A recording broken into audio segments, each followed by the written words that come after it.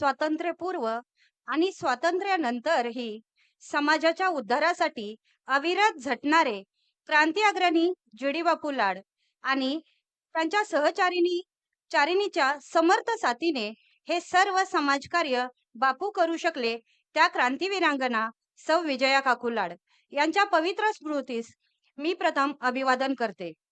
आदरणीय व्यासपीठावरील सर्व मान्यवर, प्रमुख पाहुणे, कार्यक्रमाचे अध्यक्ष, कुंडल आणि कुंडल पंचक्रोशीतील सर्व श्रोतावर्ग, बंधू आणि भगिनींनो, आज थोर स्वातंत्र्य सेनानी, पुरोगामी विचारवंत आणि सर्वसामान्यांच्या न्याय हक्कासाठी शेवटच्या श्वासापर्यंत झगडणारे क्रांती अग्रणी जी.डी. बापू लाड यांची आज आपण 103वी जयंती साजरी करत आहोत.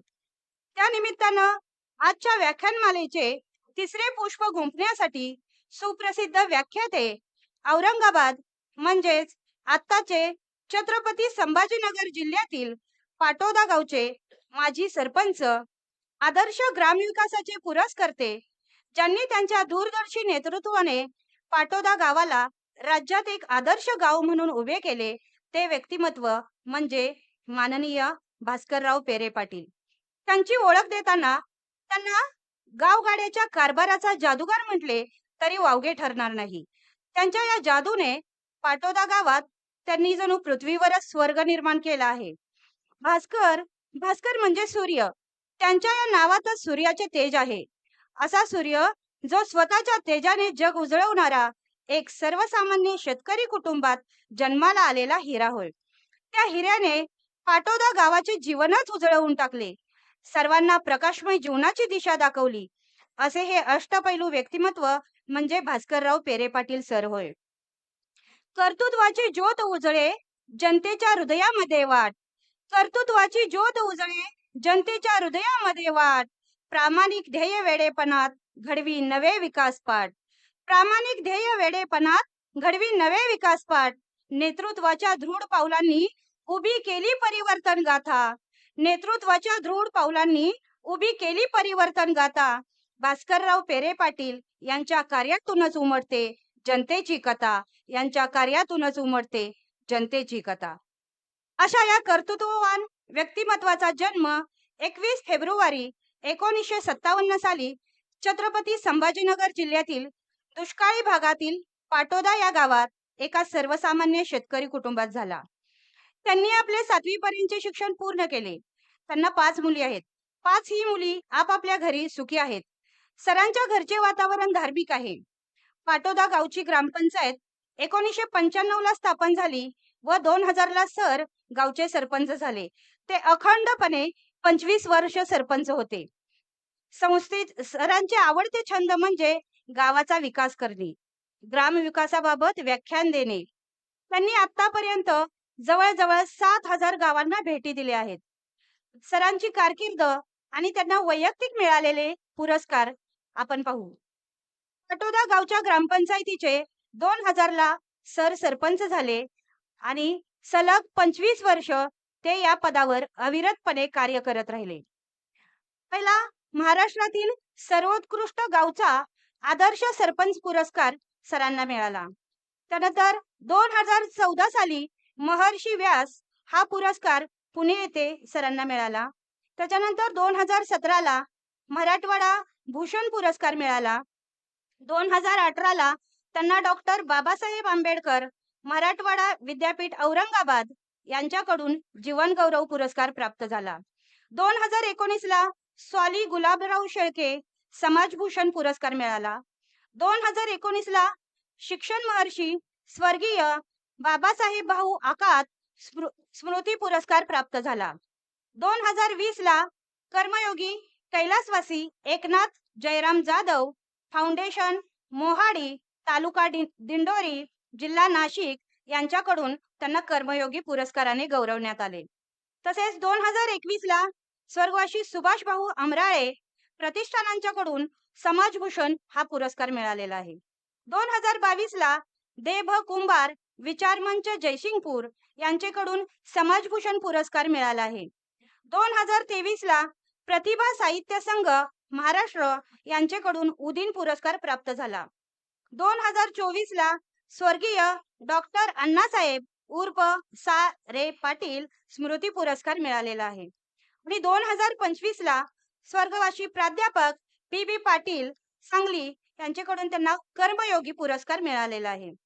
सरांच्या कारकिर्दीत पाटोदा गावालाही अनेक पुरस्कार मिळालेले आहेत.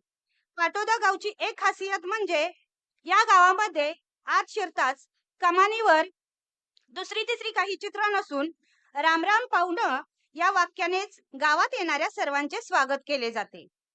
पाटील सर सरपंच असताना पाटोदा गावाला 2 वेळा राष्ट्रपती पुरस्कार मिळालेला आहे.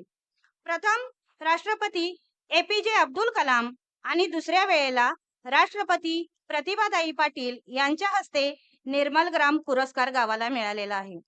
2011-12चा संत गाडगेबाबा ग्राम स्वच्छता अभियान तथा राष्ट्रसंत तुकडोजी महाराज स्वच्छ ग्राम स्पर्धा राज्य स्तरावर प्रथम पुरस्कार मिळालेला आहे. 2011-12लाच पर्यावरण संतुलित समृद्ध ग्राम योजनेअंतर्गत पर्यावरण विकास रत्न पुरस्कार मिळालेला आहे. त्यानंतर 2015-16ला स्मार्ट ग्राम पुरस्कार जिल्हा स्तरावर प्रथम पुरस्कार मिळालेला आहे. कार्बन न्यूट्रल विशेष पंचायत पुरस्कार ही मिळालेला आहे. विभाग स्तरीय माझी वसुंधरा अभियानामध्येही पाटोदा गावाला पुरस्कार मिळाला आहे. त्याचप्रमाणे इतर अनेकही 22 पुरस्कार पाटोदा गावाला सरांच्या कारकिर्दीत मिळालेले आहेत. त्यांच्या कार्यकाळात पाटोदा गावात त्यांनी अनेक बदल केले, जसे की गावात योग्य स्वच्छता व कचरा याचं व्यवस्थापन सुरू केलं. त्यानंतर पिण्याचं स्वच्छ पाणी, पाणी व्यवस्थापन व पाण्याची उपलब्धता सुधारली. बालवाडी, अंगणवाडी, प्राथमिक शाळा यांची मजबूत व्यवस्था केली. महिलांच्या आरोग्य आणि स्वच्छतेवर लक्ष देऊन गावातील सर्व महिलांसाठी मोफत सॅनिटरी नॅपकिन्स देण्याची सुविधा सुरू केली. त्यांचा दृष्टिकोन फक्त पायाभूत सुविधांपुरताच नाही, तर सामाजिक, नैसर्गिक संवर्धन, शिक्षण, संस्कार आणि लोककल्याणावर देखील आहे. ते म्हणतात, निसर्गाची काळजी घ्या. त्यांनी गावामध्ये अनेक झाडी लावली आहेत आणि गावाला हरित केले आहे. असे हे व्यक्तिमत्व, ज्यांचे कर्तृत्व, साधेपणा आणि जनसेवेची ओळख असलेले, सर्वांच्या मनावर अधिराज्य करणारे भास्करराव पेरे पाटील होय. जनतेशी जोडलेली नाळ, विकासाचा सतत ध्यास आणि प्रत्येक कार्यात प्रामाणिकपणा यामुळेच त्यांचं व्यक्तिमत्व एक प्रेरणा बनलं आहे. लोकांपर्यंत पोहोचणारी त्यांची भाषा, प्रत्येक कामातून दिसणारा जिव्हाळा हेच त्यांच्या नेतृत्वाचं खरं बळ आहे. आणि आजच्या अध्यक्षस्थानी असलेले आपणास सुपरिचित असे प्रभावी व्यक्तिमत्व म्हणजे कोयनेच्या डोंगरातून आलेला उगवता प्रकाश. कोयनेच्या डोंगरातून आलेला उगवता प्रकाश विजयनगरच्या मातीने घडविला त्यांचा इतिहास. विजयनगरच्या मातीने घडविला त्यांचा इतिहास. लोकांच्या दुःखात उभा राहणारा हा जननेता, लोकांच्या दुःखात उभा राहणारा हा जननेता आनंदराव नाना कराडचा खरा ज्योतिर्मय देवता, कराडचा खरा ज्योतिर्मय देवता. विधान परिषदेचे माजी आमदार, कृष्णा खोरे विकास महामंडळाचे माजी उपाध्यक्ष आनंदराव पाटील सर. आनंदराव पाटील म्हणजे तुम्हा आम्हा सर्वांचे नाना.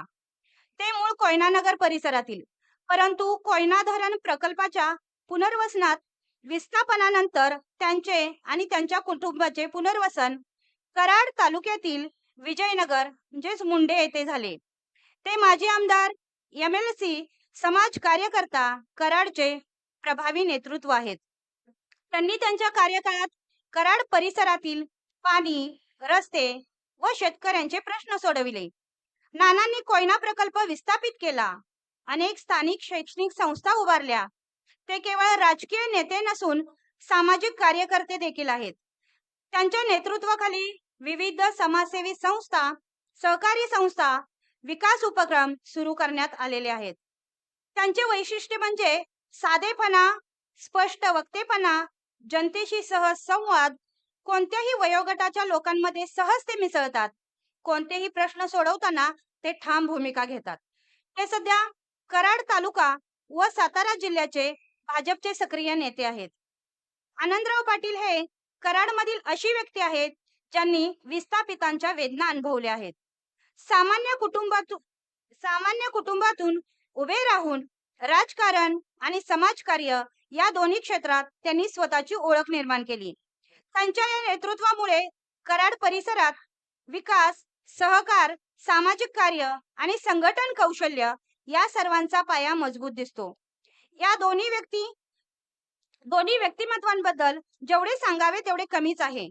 ज्याप्रमाणे अथांग पसरलेल्या समुद्रातून तांब्याभर पाणी बाहेर काढले तर समुद्राचे पाणी कमी होत नाही, त्याचप्रमाणे या दोन अष्टपैलू व्यक्तिमत्वांबद्दल कितीही बोलले तरी कमीच आहे.